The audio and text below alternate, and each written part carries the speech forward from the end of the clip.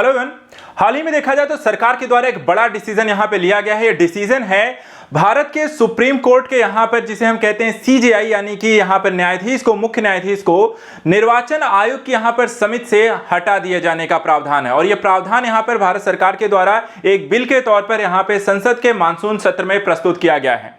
क्या है इसके मायने, इससे क्या बदल जाएगा? क्या सरकार यहां पर देखा जाए तो निर्वाचन पर या चुनाव आयोग की प्रक्रियागत स्थितियों पर एक पूरी तरीके से नियंत्रण स्थापित करने की कोशिश कर रही है? क्या इससे यहां पे पारदर्शिता में कमी आएगी? क्या इससे चुनावी प्रक्रिया यहां पे बाधित होगी? इन सारी चीजों को समझना यहां पे जरूरी हो जाता है। आज हम यहां पे समझेंगे इस बिल से संबंधित प्रावधानों को, क्या यहां पर कहा गया है, कौन कौन से यहां पे परिवर्तन लेकर आए गए हैं और इससे संबंधित अन्य प्रमुख घटनाक्रम को। तो ध्यान से सुनिएगा, वीडियो को पूरा जरूर देखिए क्योंकि बहुत इंपॉर्टेंट यहां पर यह टॉपिक है आपके परीक्षा के दृष्टिकोण से, और यहां पर आपके हर एक इंपॉर्टेंट फैक्ट को इसे अच्छे से डिटेल वे में समझ लीजिए। चलिए प्रारंभ करते हैं। सबसे पहले देखिए यहां पे जो बिल का नाम है वो क्या है। भारत सरकार के द्वारा यहां पे राज्यसभा में देखा जाए तो इस बिल को यहां पे रखा गया है, और इस बिल का यहां पे देखें जो नाम है, मुख्य चुनाव आयुक्त और अन्य चुनाव आयुक्त नियुक्ति सेवा शर्तें कार्यावधि बिल 2023। और इस बिल के माध्यम से इन्हीं प्रक्रियागत चीजों के, इनके चुनाव इत्यादि में यहां पर देखा जाए जो समिति गठित की जाती है उसमें यहां पे परिवर्तन एक तो किया गया है। देखा जाए जो घटनाक्रम है यहां पे आप देख सकते हैं, इस बिल को 10 अगस्त 2023 को यहां पर राज्यसभा में पेश किया गया है। यह बिल निर्वाचन आयोग यानी कि चुनाव आयुक्तों की सेवा शर्तों और कार्य संचालन एक्ट 1991 को निरस्त करता है और उसकी जगह पर इस बिल को यहां पर लेकर आया गया है। बात करते हैं इस चयन आयोग के संदर्भ में, यहां पर इसकी खोजबीन समिति और चुनाव आयोग के बारे में। सबसे पहले यहां पे थोड़ा सा चुनाव आयोग के बारे में जानते हैं। चुनाव आयोग के बारे में हमारे संविधान के अनुच्छेद 324 के अनुसार यहां पर देखा जाए तो चुनाव आयोग में मुख्य चुनाव आयुक्त यानी कि सीईसी और उतने ही अन्य चुनाव आयुक्त यानी ईसी यहां पर होते हैं, जितने यहां पर राष्ट्रपति आपको तय करे। इसके साथ सीईसी और अन्य ईसी की नियुक्ति जो है वो किसके द्वारा की जाती है? राष्ट्रपति के द्वारा किए जाने का प्रावधान है। बिल जो है चुनाव आयोग की समान संरचना को निर्दिष्ट करता है, उसमें किसी तरह परिवर्तन की बात यहां पर था, जैसी संरचना है उसको आगे ही बढ़ाने की बात कर रहा है।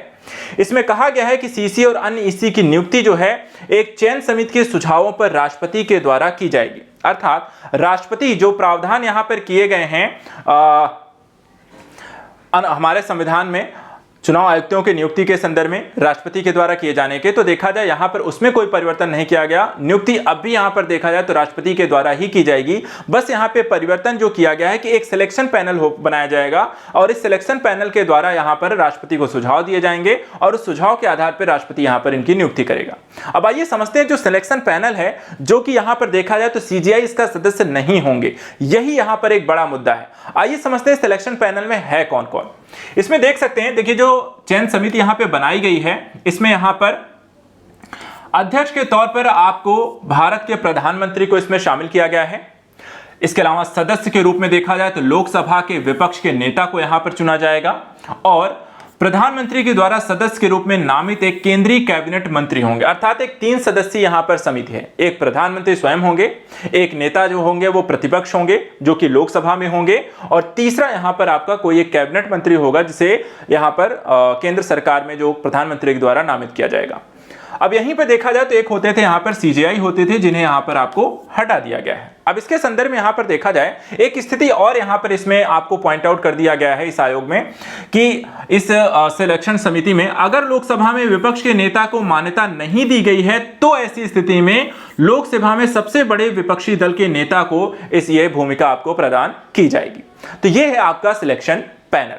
आइए यहां पे समझते हैं एक सर्च कमेटी की भी बात इसमें आपको की गई है, जो यहां पर आयुक्तों की यहां पे खोजबीन करेगा। वो क्या है? देखा जाए चयन समिति पर एक विचार करने के लिए खोजबीन समिति जो है 5 व्यक्तियों का एक पैनल यहां पर तैयार करेगी। ठीक है, 5 व्यक्तियों का एक पैनल यहां पे तैयार होगा। खोजबीन समिति की अध्यक्षता यहां पे कैबिनेट सचिव के द्वारा की जाएगी। वहीं इसमें 2 अन्य सदस्य होंगे जो केंद्र सरकार से सचिव स्तर से नीचे के यहां पर नहीं होंगे। इसके साथ साथ उनके पास चुनाव से संबंधित मामलों का ज्ञान और अनुभव होना चाहिए, वो उनकी यहाँ पे योग्यता होगी जिस आधार पे उन्हें यहाँ पर इस खोजबीन समिति का सदस्य बनाया जाएगा। इसके अलावा चयन समिति उन उम्मीदवारों पर भी विचार कर सकती है जिन्हें खोजबीन समिति के द्वारा तैयार पैनल में शामिल नहीं किया गया है। तो इस तरीके से यहाँ पर ये खोजबीन समिति बनाई जाएगी, उसके सदस्य यहाँ पर होंगे और ये आपको बताया गया कि किसे यहाँ पर आपको कहने का मतलब है कुछ सदस्यों का नाम यहाँ पर आपको चयन समिति को देगी। इसके अलावा देखा जाए तो चयन समिति कुछ अपनी तरफ से भी उम्मीदवारों को इसमें आपको शामिल कर सकती है। तो ये पूरा मसला जो है वो आपको इस बिल के तहत यहाँ पर लेकर आया गया है। अब यहाँ पे देखिए कुछ अन्य स्थितियों के बारे में थोड़ा सा समझ लेते हैं जो कि इस बिल में यहाँ पर बताए गए हैं, जैसे वेतन भत्ते, सेवा शर्तों के बारे में भी यहाँ पर आपको जानकारी दी गई है इस बिल में। सबसे पहले यहाँ पर बात करते हैं सीईसी और ईसी की क्वालिफिकेशन क्या होनी चाहिए। इसमें देखिए जो व्यक्ति केंद्र सरकार के सचिव के पद के बराबर पद पर है, ठीक है, बराबर पद पर है, ऐसे पद पर रह चुके व्यक्ति यहां पर देखा जाए वे सीईसी के रूप में या ईसी के रूप में यहां पर नियुक्त किए जाएंगे, अर्थात मुख्य निर्वाचन आयुक्त और निर्वाचन आयुक्त के तौर पर। इसके अलावा ऐसे व्यक्तियों के पास चुनाव प्रबंधन और संचालन में भी यहां पर विशेषज्ञता होनी चाहिए। तो यहां पर नियुक्ति के संदर्भ में यहां पर यह प्रावधान बनाए गए हैं। इसी तरीके से वेतन भत्तों की अगर हम बात करें तो 1991 के एक्ट में प्रावधान था कि एसी का वेतन सर्वोच्च न्यायालय के न्यायाधीश के बराबर होगा। और देखा जाए तो बिल में प्रावधान है कि सीसी और अन्य ईसी के वेतन भत्ते और सेवा शर्तें कैबिनेट सचिव के समान कर दी जाएंगी। तो यहां पर देखा जाए तो वेतन भत्ते जो होते हैं यहां पर थोड़ा सा इसमें भी संशोधन किया गया है। कार्यावधि की बात करते हैं, इनकी कार्यावधि कितने समय तक रहेंगी, कार्यकाल क्या रहेगा। तो सबसे पहले बात करते हैं पुरानी कार्यावधि जो 1991 के एक्ट में था। इसमें आप देखें सीसी और अन्य ईसी 6 वर्ष की यहां पर अवधि के लिए 65 वर्ष की आयु तक जो भी पहले हो पद पर यहां पर आपको बने रहेंगे, अर्थात 6 वर्ष या 65 वर्ष की आयु तक। अगर किसी ईसी और सीसी की नियुक्ति यहां पर किया जाता है तो उसका कुल कार्यकाल 6 वर्ष से यहां पर अधिक नहीं हो सकता। देखा जाए तो बिल भी उसी कार्यकाल को यहां पे बरकरार रखता है। इसके अलावा बिल के तहत सीसी और ईसी की पुनर्नियुक्ति के लिए यहां पे पात्र नहीं होंगे। तो एक प्रावधान ये कर दिया गया। इसमें आपको देखा जाए तो कार्यकाल में कोई चेंजेस नहीं किए गए हैं। 6 साल 65 वर्ष अभी भी यहां पे रहेगा, बस यहां पे पुनर्नियुक्ति का जो प्रावधान है उसे यहां पे समाप्त किया गया। इसके अलावा कार्य संचालन की भी बात कर लेते हैं। तो चुनाव आयोग सभी प्रकार के कार्यों को सर्वसम्मत से यहां पे संचालित किया जाएगा। सर्वसम्मत जहां पर सभी लोगों के द्वारा समान रूप से किसी कार्य के लिए यहां पे सहमति जताई गई हो उसे हम कहते हैं सर्वसम्मत से लिया गया निर्णय। किसी भी मामले पर सीईसी और अन्य ईसी के बीच मतभेद की स्थिति में उसका निर्णय बहुमत के आधार पे से किया जाएगा। तो ऐसी स्थिति में अगर 3 सदस्य हैं, कोई एक यहाँ पे असहमत है, तो ऐसी स्थिति में फाइनली यहाँ पर बहुमत यानी कि डिसीजन एक तरीके मेकिंग में 3 में से अगर 2 किसी के पक्ष में हैं तो उस निर्णय को यहाँ पर मान्य किया जाएगा। कुछ और संदर्भों में अंतिम कुछ बिंदुओं को भी यहाँ पे देख लेते हैं कि सीसी और ईसी को हटाने के संदर्भित क्या प्रावधान है, उन्हें पद से कब हटाया जा सकता है या त्यागपत्र वो किन परिस्थितियों में दे सकते हैं।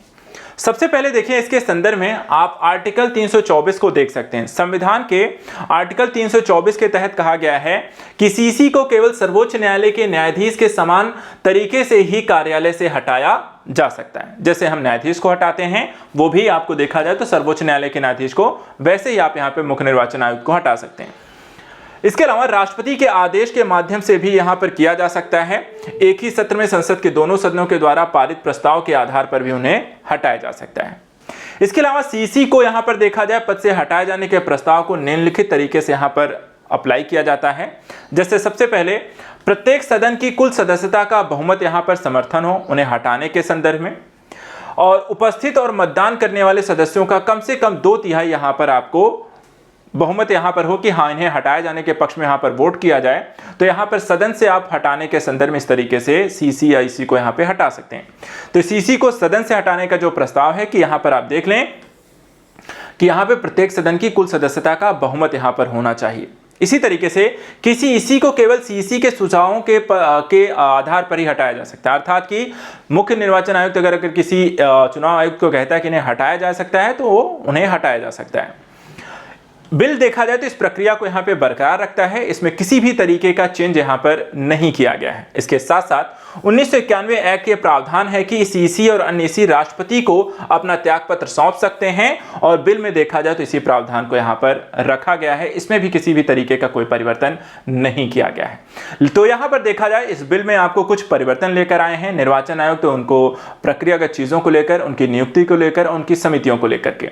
इसके क्या प्रावधान है, एक तरीके से देखा जाए तो सरकार का यहां पर एक नियंत्रणकारी की स्थिति में आ जाती है और यही आपको समस्या का विषय है कि क्या इससे चुनाव प्रक्रिया की पारदर्शिता यहां पर बरकरार रखी जाएगी या फिर यहां पर निर्वाचन आयुक्त सरकार का पक्ष लेते हुए चुनाव में किसी भी तरीके की अनिश्चितता की स्थिति में या फिर यहां पर सरकार का पक्ष लेते हुए दिखाई दे सकती है। ये कैसे होगा, इसको लेकर के सुप्रीम कोर्ट क्या यहां पर कोई डिसीजन ले सकता है या कोई यहां पर कोई परिवर्तन हो सकता है, इसके संदर्भ में आने वाली अपडेट्स पर हम चर्चा करते रहेंगे। फिलहाल यहां पर इस बिल से संबंधित सभी प्रावधानों को अच्छे से यहां पर पढ़ लें, उसके सेवा शर्तों प्रावधानों को लेकर, क्योंकि ये परीक्षा के दृष्टिकोण से काफी एक इंपॉर्टेंट टॉपिक है। तो आज के लिए इतना ही, मिलते हैं आपको नेक्स्ट टॉपिक कुछ और विषयों के साथ। Thank you so much and good luck.